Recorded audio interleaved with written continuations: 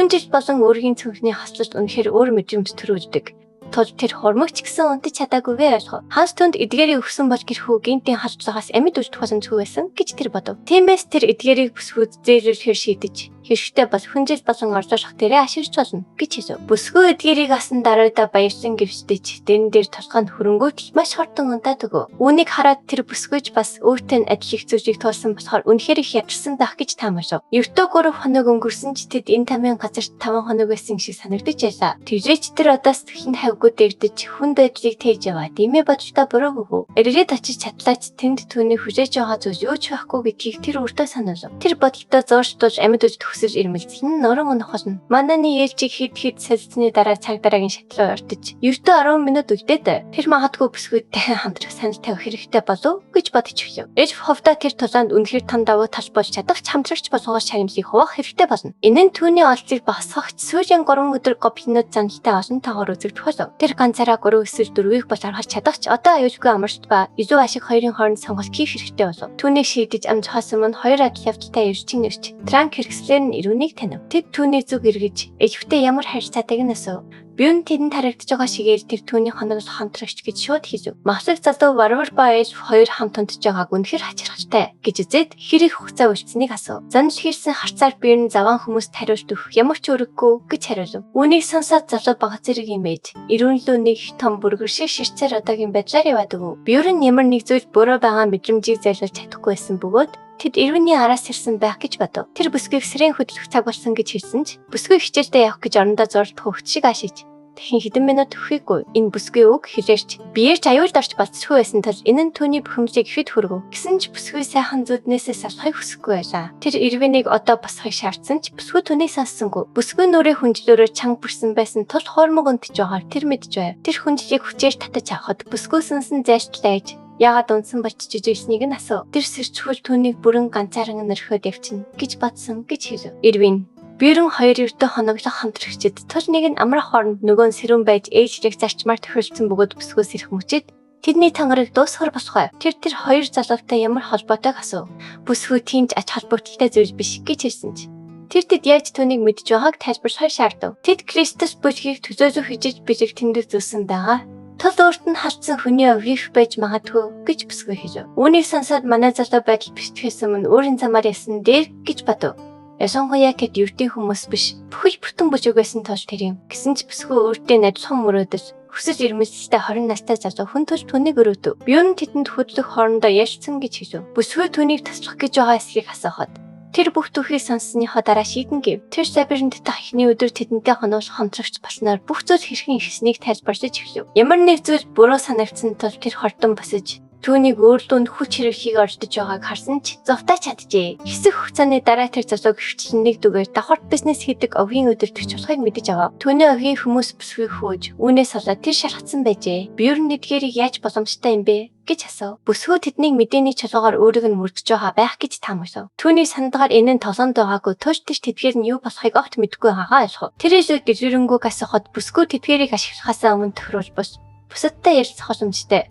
Ойролцоогоор 300 метрийн завтай нууцлах хэрэгсэл гэж тайлбарлав. Бюрнд тэдгээр нь шидэт трац шиг санагдав. Одоо тэр ирвэнийг орхивол тэр овог хэтэрхий олон хүнтэй. Шудрах бүс хэрэгсэл олонтой тул өөрөө амархан бай болохыг мэдж байлаа. Тэр бүсгүйг юу ч буруу хийгээгүй байхад юунаа яагаад араас нь хүүцэлтүүд байгаа гэсөөч тэд евдээ оршиж байгаа юм болов гэж гайхав. Тэр том жиргэн мөрөө хавчин зүгтхтаа утгаа зүгээр савцсан чинь нэм угаад чорхтөггүй ямар нэг юмгийн сэрчсэн гэж хэлв. Түүний мангар юм шиг инээхийг хараад бууран сүнсэн зайлах шиг болов. Тэр тэднийг араас нь хөөцөлтөй хангалттай шалхам мөн байна гэж бодов. Нөгөө талаар авч үзэж үүнийг үүшийн үр гэж хэлж байна. Бодлоо орхиод гүйж ажиллахын гинт нэг юм мэдэрч түүн дээрээ харахгүй байхыг санаалав. Тэр анхааралтай сонсоод зарыг 150 орчим метр гэж баримжаалав. Эрийн ховт энэ нь жирийн хүн мэдрэхэд дүү холцоод байлаа. Тиймээс энэ нь эрхүүдийн цуснд байдаг төрлийн авьяас байж таарна. Тэр хурдаа нэмэх гэж байгаа тул охиныг зүгээр эсхийг асуув. Охин ч ямар ч асуудалгүй даа чадна гэж хариулв. Бьорн охиныг иш шархтай мөртлөө гоншигнахгүй байгаад хайхаж нэлээд зөрөгтэй юм гэж тэмдэглэв. Арын зайн холдохгүй байсан тул араас нь дагаж буй нөхрийг замаасаа зайлуулахаа шийдэв. Дээр нь дагаж байгаа тэгэхээр тэдний байршлыг бусдад дамжуулж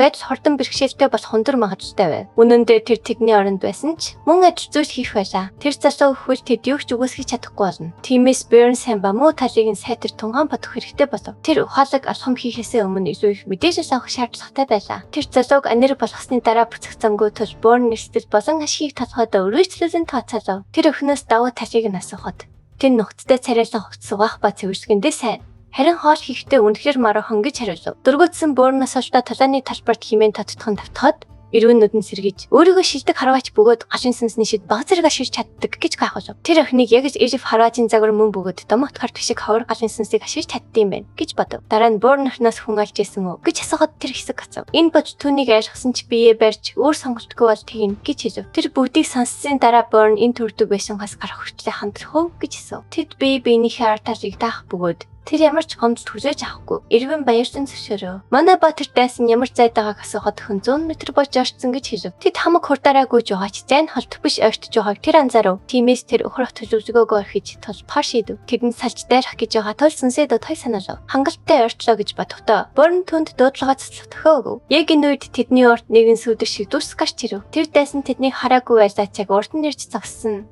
Гүний мөрдөх хор чадвартай шинж гэж тооцоолов. Burn түнд анир чимээгүй төхөө өгч эрүүнөд эрмхийн зургийг сумаа тавив. Сам дайсны толгойг нэвт сэлбэж тэр дорн унгав. Охин дотор нь муухарсан харагдсан ч Burn түнд яг хийх ёстой зүйлийг хийлээ гэж тайвшруулв. Эргэлдсэн бол тэд өөрсдөө дуусах байлаа. Тэр сэг рүү очиж ногоон чулууг авлаа. Гарта хүрэхэд нэгэн дуу тасцадарч сонсогдов. Тэрээр Элиф болон гарварыг хөөжсэн нэгэн алгацсныг мэдээлж сонсч буй хүмүүсийг гоблины бүсэд цугларахыг тушаав. Цогцыг тонож дуусаад Burn сэтгэл дундор азарсав. Тэр энэ залууг гайгүй болтой явж байгаа гэж горцсон юм. Гэвч үнэндээ тоочхор зүйл юу ч байсангүй. Хідэн сөнөөсөн зүйл болон одоо эрүүний өмсцөнд байгаа хувцснаас өөр юм байсангүй. Охиныг ширэн хувцсаар бүрэн хувцлсныг хараад тэр түүний өөр амьсгал асар их дээшилсэн гэж бодов. Тэр өхнөөс энэ ногоон чулуу яаж ажилтгийг мэдхүү гэж асуув. Охин хажууд нь тавч байгаа гэж хэлж Burn дарахад чулуу мэдээлж цацаж хэлв. Зурвас нэгэн хүн амиа алдсан бөгөөд түүний дагаж байсан Элиф одоо варвартай хамт гоблины бүсэд нөхдөж байгааг мэдээж. Шагналын бүтэн 10,000 алтан зоос байв. Үүний сонсоод эрүүн шоконд орж ухаан алхах төх. Burn түнд сандрахгүй байхыг сануулад цахаар явах тус сүнсээ дутхай хэлв. Тэндээс тэд хоёр дахь даваа руу замнах болно. Эрүүн түүний солиорсон мэт хараад хоёулахнаа дээшээ гарах гэж байгаа гэж асуув. Тэр тийм ээ гэж тайван хариулав. Охин 1 ба 2 дугаар даваа бол шал өөр ертөнц гэдгийг санаалав. Тэр мэднэ гэж хариулаад орцны ойролцоо байхад биеэ сайн нөхтөл зүгээр байх болно гэж нэмж хэлв. Үүнийг сонсоод хэн үжиж хичиж эхлэв. Ойрын танк болон асын дээлэр хоёр үргэлж сайн хөслөж байдаг гэж тэр дотроо бодох ба одоо нэгэнд баг болсон тул 1-р даваа тэдэнд хэрэгтэй болж туршлагыг өгөхгүй нэр хомжтой байлаа. Эрүүн тэдний анх удаа хамтран ажиллаж байгаа тохиолдолд бөгөөд 2-р даваа руу орох нь Гоблинаас цогтож оркийн үрсүү гүртэй аж санагдчихээн хэмээн нэрвчв. Яг энэ үед мэдээлэгч хэрхэн залгаж Эльфийг хамгийн ихэнд орсон хүн 10,000 алтан зооснос гадна орхиноор хүссэн зүйлийг хийж болно гэж хэлв. Эрүүн найсандаа тэхэн гацхад Burn түүнийг орохгүй гэж амлав. Өөр нэг дуу ярианд орчцож сайхан 8 байна гэд эсэргүүцэл мөчтгийг нь таарч болох уу гэж асуув. Мэдээлэгч чохот хэсгүүд нь бүрэн байвал зүгээр гэж хариулав. Чичирч байсан ч охин Burn 2 дахь даваараа явхад бэлэн гэж хэлв. Тэр охиныг шахах шаардлага авсангүй дотроос юм нэ. Энэ бүхэн түнд хэтэрхий сайн ашигтайгаар эргэв. Burn ашигтай үедээ бусдад тусалдаг төрлийн хүн байлаа. Тиймээс им хөвнүүдийг арилгаж сайн үс хийсэн сэтгэл ханамж авч чадвар тэр бэлэн байна. Муу тал ерөөсөө харагдахгүй. Дараа нь эрүүн түнээс 2 дахь даваа руу яаж чихийг мэдхүү гэж асуув. Тэр яг тодорхой замыг мэдэхгүйгээ хүлээн зөвшөөрсөн ч хойшоо чиглээд яваад үйл болно гэж хэлв. Дүнжин нь сүүдрийг дагаад яваад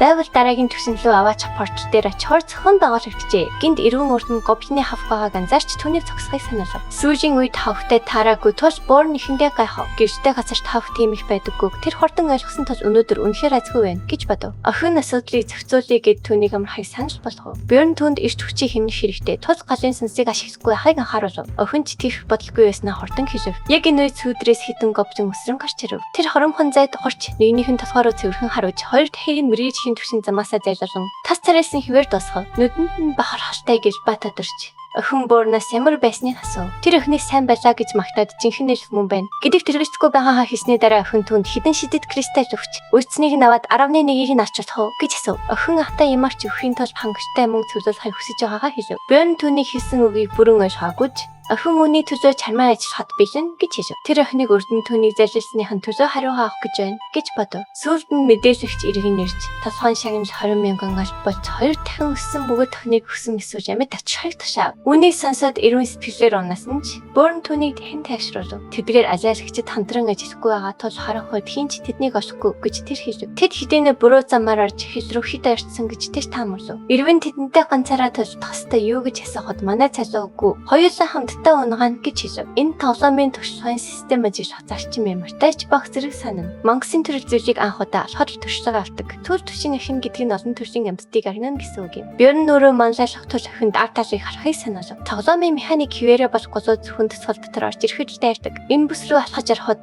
түүний таамаглажснаар голоод шууд дайран орж ирв. Тэр тэднийг бомбагаар хаав. Тэр бомбагаар хааж алхаараа цохин унгана. Гоблинуудтай харьцуулахад голоод хортон хүчтэй ч доод зэрэгчээс хайхгүй. Тэдний давталгааны хэм маяг энгийн бөгөөд эрүүн түүний арт талыг дааж байгаа тул тэднийг төвөггүй арчиж байна. Тэд ураг шагсаар үргэлж хойд зүгийг чиглэн ясаар эцэст нь 3 дахь өдөртөө залхана. Гинт эрүүн тал дунд нийцэн тасхны хажууд газар дээрх цусыг хараад гоблины цус биш байна гэж хэлнэ. Гэвч Бёрн энэ юу болохыг дорн ойлгоно. Энэ бол түүний лабиринт руу чулуулагдсны дараа хамгийн анх буусан газар байв. Бас яг артнд портал байжээ. Дурсан ч араараасаа ундарч тэр маш их уурсан алхаа газар төвчтэй зөхөхөд эрүүн зэчин. Портал түүний ихсэн газараас ерөөсөө хэдхэн алхмын зайд байсан юм. Энэ бүх зовлон алхасхад ямар архам байснаа хайхад түүний цуснд хүрсэн юм. Эрүүн биеэ барихыг хичээн.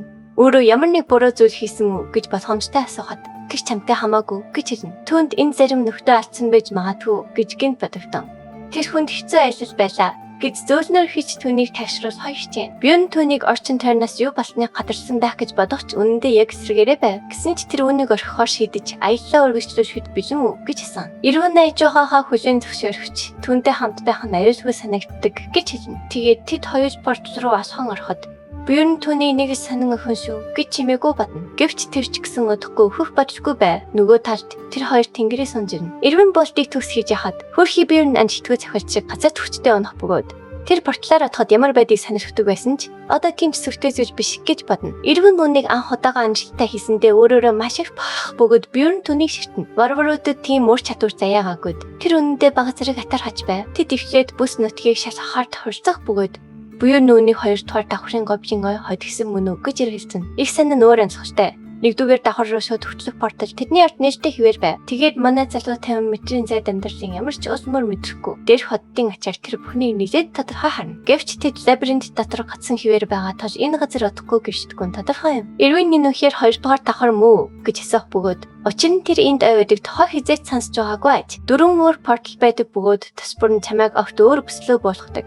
Тул тэр өөр нэгийг нь ярьжсэн байх гэж бодно. Үүнийг сонсоод тэр хаанч буусан бүх зам эцэст нь 3 дахь давхарлаа хөтөлтийг санаж тэр үнийг үнэн гэж бачна. Дараа нь тэр одоо ямар төлөвлөгөөтэй байгаа гэсэн хад Бёрн лабиринт дотроос хадлуу хэрхэн буцаа мэдхүү гэж эргүүлэн асуув. Лабиринт хаалтмагц тэд автоматар буцдаг гэж эрүүн тайлбарсан. Бёрн түүний зөв гэж зөвшөөрнө. Тэрээр 1-р давхарт 168 цаг, 2-р давхарт 240 цаг байгаар нэмж хэлнэ. Тэгээд цар дуусмагц лабиринт бэлэн байгаа эсрээс үр хамааран бүх хүнийг буцаан шиддэг. Тэр цаг дуустал энэ зүгээр амраад дараа нь 1-р давхар руу буцаж болно гэж хэлнэ. Өдөржин сууна гэдэг байж боломгүй тул тэр баг зэрэг ажиглалт хийхийг санал болгож эрүүнийг манлайлахыг хүснэ. Энэ газар түнд гэрийнхэн дагинсын сүмээ санагдуулсан тул түнд орсон ч төрн. Энэ бүс хин нэгний өдрийг балхаар хүлээж буй хавнуудаар дөөрөн байгаа тул тэр түүнийг яг гიშгсэн газар нь гიშгэл анхааруулна. Тэр ямар ч харахгүй байна гэж хэлээд түүний навчны аваалгасан үтгчтэйгэр чулуу шидэж авахыг шууд ажиллуулахыг ажиллана. Жижиг үзүүлбэрийн дараа тэр үүнийг дагинсан илрүүлэх хур чадвар байх гэж бодно. Эрүүн үүнийг хийснийхээ дараа нэлээд сэтгэл хангалуун харагдах бөгөөд Бёрн түүнийг одоо нэлээд найдвартай санагдаж байна гэж чангуу хүлээн зөвшөөрөгч. Үүнийг чангаар хэлхийн ажилд мөрөөцөхөж агуун хүн шиг дугаар эмэгтэй хүн чулуу сайн шидэх юм гэж амандаа мөнгөнө. Эрүүн түүний хариултад бүрэн олмоор нь энэ бол судлаачийн хувьд түүний хийх ёстой ажил тул жижиг амжилтад баярлахгүй байхыг тэр хэлэгч. Эрүүний сонссон ганц зүйл нь Бёрн түүнийг гайгүй савлаач гэж дуудсан явдал. Бүгд энэ аав нь эцэст нь ахандаа бахархаж байгаахаа хүлээн зөвшөөрсөн мэт түүнийг баярлуулна. Шууд дараа нь тэр тэхэн ноцтой болж хаасаагүй хавхарж байгаа ч гоблины шинж огт байхгүй. Тул нэгэр санан байна гэж анхааруулна. Ер нь тоглоонд энэ бүсэд гоблины багууд Заримдаа бүр дайчин эсвэл харваач төрлийн мөтөнтүүд яваагаар дүүрэн байдаг. Тэгээд тэд гүнз хэрэг тусандээ зэрэглэлийн мангасуудыг орцоосон илүү олон мөтөнтүүд орж ирдэг. Гэвч тэд портлаас ойрхон байгаа тул одоогоор асуудал арай үүсэхгүй байна. Дараа нь санамсаргүй гიშгүүл жинхэнэ зовлон болох тул тэд аюулгүй бүсээ тэтгэхийн тулд чөлөө ашиглан хавхнуудыг цэвэрсэн. Тэд үүнийг дуусгасны дараа эрүүн өрөөрөө маш их барах бөгөөд буян түнд үнэхээр сайн байна. Одоо жинхэнэ судлаач шиг байна гэж жинхэнээсээ мартна. Мөн тэрээр энэ давхрын хавхнууд нэгдүгээр давхрыг бодвол байгалийн аюул шиг санагдаж байна гэж бодов. Цааш үргэлжлүүлэн хөдлөх цаг болсон гэж хэлнэ. Хаашаа ч юм бэ?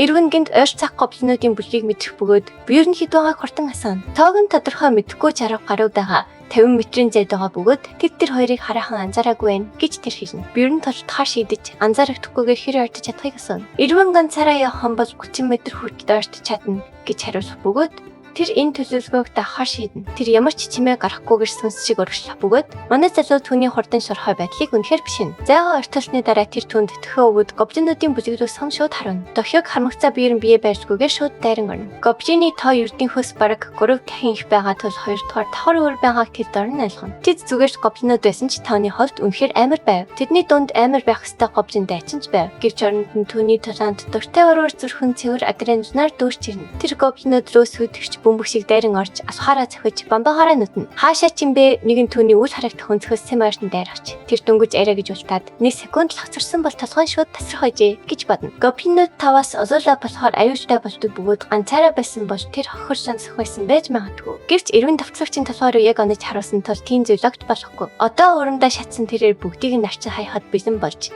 эмх замбраагүй байдал руу шууд хариулсан. Системийн мэдээлэл харун гарч тэр бүх гоблинуудыг устгаад эхний цувралаас 11-ийн шидэд болор асныг харуулна. Биер нь намархан олон сэтгэл хангалуун байх ч тэдний зэсэг эсвэл хоёгийг авч чадахгүйдээ бага зэрэг дөрвөсөн. Тэр хоёр болроо ирвэн дөх бөгөөд өхөн амлснаас хоёр дахин ихийг авсандаа маш их баярсан. Биерний дууны өнгө өөрчлөгдөж одоо цааш хөдлөх цаг болсон гэж хэлнэ. Тэр хідэн болор цөврөөж чадхаа хэдийн бодож эхэлнэ. Тэд гүнзгийрх төсөн илүү олон гоблины сүрэг гарч ирэх бөгөөд энэ удаад тэдний нэг нь гоблин харваачтай байв. Гэвч тэд олон янз байж баярч чамцхаас өмнө нөгөө зүйл нь хямдхан мэлбэрчин шиг алгаж эхэлнэ. Биер нь түүнийг нууцлаг манай ашиглаж байгаа тул анхаарлаа төвлөрүүл гэж ирвэн дууртай хэлнэ. Эдгэрсэн нуугт харваачдын ачаар тулаан илүү төвхтэй болж байгааг. Ялангуяа бүлгэрээ түүний эсрэг нэгэн төвчтэй арих үед тэр анзаам. Гэсэн чалгах тухай бодол түүний толгойд хизээж орж ирэхгүй. Тэр шууд бишсэрх болж тэднийг нэцлэн. Тэр газар юм шиг нүджих хооронд харваачдын нэгэн залсхаа хичээвч түүний зүүн инстинкт хорцдож нөөрлөө нэрх самыг арай гэж бэлтоолно. Үүнийг зүгээр өнгөрөөхийг хүсэхгүй биер нь алхаараа харваач руу дайрч хөрхөө гоблины хүчтэй савлтаар тэнгишнэсэн. 15 цагаас илүү хугацаанд зөксөлтгүй тулалдсны эцэс тэр хоёр амархаар шийдэж эрүүн шотлол уудтай карташка шиг унана. Биер нь түүнд ихлээд унтахыг санаж болгоход тэр эргэлзээгүй шууд унтлахын ууд шаардна. Эльф хорхорч эхэлнэ. Мэрэгжижтэн шиг байсан бөгөөд биер нь түүнийг өмнө нь унтж явахдаа огт чимээ гаргаж байгаагүй. Тож эцсийн температур барж исэн да. Магадгүй одоо нэг юм аюулгүй санагдчих байгаа биз хэмээн бодно. Тэрээр шөнийн тэнгэрслүү ширтэнгээ тасралгүй хийсэн ягнаа болон бодож яснаас хавьгүй их хол цовлоож. Бүр төрөл бүрийн санин садан садагчдын бартай тааралцснаа иргэн дурсан. Тэд ярьцгаар хизээч сааддаггүй байсан ч зүгээр сарахад түүний ирч хүчийг сарахад хангалттай даа. Тэрээр судаачид гоблинуудаас хавьгүй аимшигтай ингэж дүнэх бөгөөд ялангуяа одоо эрвэн түүнийг дагаж байгаа үед бүрч тийм байв. Нэг удаа тэр санамсаргүйгээр түүний хөөрхөн гэж амлалтсан бөгөөд охин үнийг дорн шүүрэн авч түүгээр дааж ин чигшгэд тэр сэрүүн байсанд нь асмараа хоцно. Охин ихсэн инээгээд буцаад унтж байгаа юм шиг жүжигшгэд тэр ямар нэг байдлаар дагуултай эльфтэй хамт балсан юм биш байгаа гэж хайхан үлдэнэ. Дөрөвдөх өдөр гэхэд тэд гоблины тоо толгойг цагийн ажиллаж байгаа мэт цөөсөөрч байв. Өдрүүд өнгөрөхийн хэрээр тэд илүү олон шийдэж чулуу цуглуулсаар эцэст нь 7 дахь өдрийг ч 1-р давхарсаа буцах цаг болно. Эрвэн гараж шууд унаад өгөн химэн гомхин. Биер нөөнийг зөвшөөрөн эрт байх нь хизээд дээр бөгөөд аюулгүй толгойдоо буцах хэрэгтэй гэж хэлнэ. Буцах замдаа охин хавнууд одоо шинжлэгдсэн байх тул анхааралтай тахыг түүнд сануулна. Дараа нь тэр дахин 7 метрийн зайд гоблины бүлэг байгааг заана. Энэ бүлэгт мутацид орсон хувилбарууд байгаач биер ногц зашлахгүйгээр ямартай ч толшно гэж хэлнэ. Тэрийн хооронд гоблинууд ямар нэг комеди цувралтайгаа мэд инээж байснаа биер нь тэдний тоог цөөж цуврал азуурчны нүдээр шигтэж эхлэхэд зогсно. Тэрээр тохом гэсэн гоблин бүрт талбайд жинхэнэ шигмэ залууд анхааг мэдэгдэхүйц чангаар талааны өрөө хашгирч тэдний шараатай нь хольж ихрэх ба эрүүн харваачдын мэрэгчлэн шиг зохицуулна. Гоблинууд хурдан унаж эхэлнэ. Биер нь нүдэ анаад дайралтыг хинэггүй хаах бөгөөд эрүүний дэмжлэг түүний тулааны байршийг сайн нөхөж байсан тул нэлээдсэн. Тэр охины хоёр харваач байгаа гэж хэлснийг санаж байсан ч одоо түүний сугараас самар харахгүй байв. Цэвэрлэж дууссаны дараа тэр охины өөр чадварыг мартахад охин галзуу юм шиг улаахч. Дараагийн удаа харваачдыг унгахтаа жаахан тайвширч болохоор өргөжж сануулаарэ гэж хэлнэ. Охин сүүрчийнх нь өссөн эсхийг сайн мэдэхгүй байсан гэж чандраа хүлээн зөвшөөрнө. Бээр нь нэгт хон хизээд гэр гэж зөвшөөрөх бөгөөд охиныг ердөө хэдхэн хоногт их хүссэнийг бодон нүдэндээ нүжимстэй уярна. Гинт охин түүнд асад нэг юм гэрж Жохог анхааруулж говшин харваач мөн чанар унгаасныг сэтгэл давчлаа хэлнэ. Энэ нь түүний энд хахайг хүссэн зүйл биш байсан тул биений царай харан мөн чанар нь ур чадварын систем бүхий чицээж бөгөөд аж мангасаа сонснаас нь хамаарч ур чадвар өгдөг болохыг шууд тайлбарж эхэлнэ. Гэхдээ та зөвхөн хязгаартай тоогоор сарангарч болох бөгөөд тус бүрийн ашиг тус өөр өөрөдөө сошь талтай. Тиймээс ухаалаг сонголт хийх нь хамгийн чухал. Үйл явдал улам өрчимжиж эцэгтэй мөч ярдж байна. Дараагийн хэсэгт бүх зүйлс эргэлт хийн. Дараагийн хэсгийг бусдаас төрүүлж хамгийн ихэнд үзхийг хүсвэл дэлгэцэн дэх төрийн банкны данслаг 5,000 төгрөгийн хандив хийгээрэй. Тэгвэл дараагийн хэсгийг тань нэн дараа гаргаж өгье. Таашагдсан бол лайк дарж, сувлын мэн заавал бүртгүүлээрэй.